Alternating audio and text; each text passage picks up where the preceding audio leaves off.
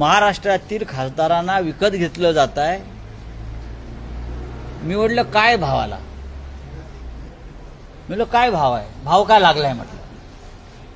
तर म्हणले भाव तोच आहे, हमी भाव 50 कोटी, पण आज रात्रीपर्यंत सगळ्यांना 15-15 कोटी रुपये त्यांना आज रात्री पोचतायत आणि मग ते खासदार दिल्लीमध्ये येतील, त्याशिवाय ते विमानात बसायला तयार नाही असं मला सांगितलं। किसी का दबाव मेरे को तो नहीं है, ना मेरे कोई जो साथी है उन पे है। हाँ ऐसा कुछ हो सोबतच राहणार म्हणजे उद्धव ठाकरेंसोबतच राहणार तुम्ही, म्हणजे हे विचारायची गरज कशाला आहे? जी चर्चा आहे।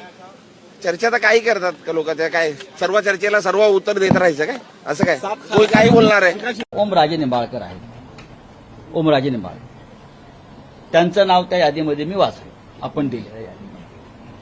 20 वर्षापूर्वी त्यांच्या वडिलांची हत्या झाली, 20 वर्षापूर्वी पवनराजे निंबाळकर यांची हत्या झाली आणि 20 वर्ष तो खटला सुरू आहे।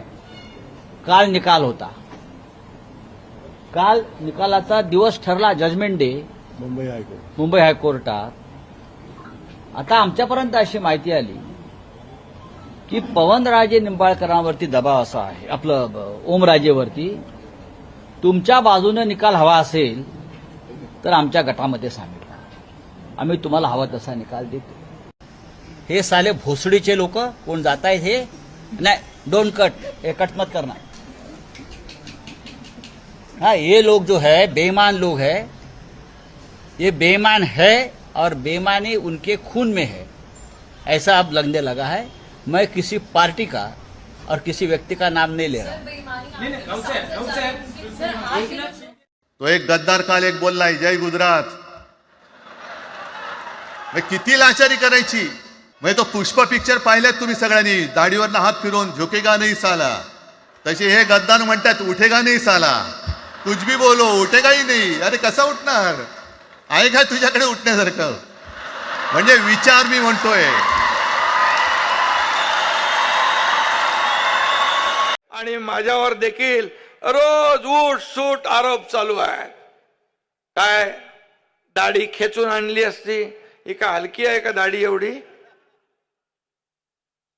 दाढीनी जर काय काडी फिरवली तर तुमची उरली सुरली लंका पण जळून खाक झाल्याशिवाय राहणार नाही।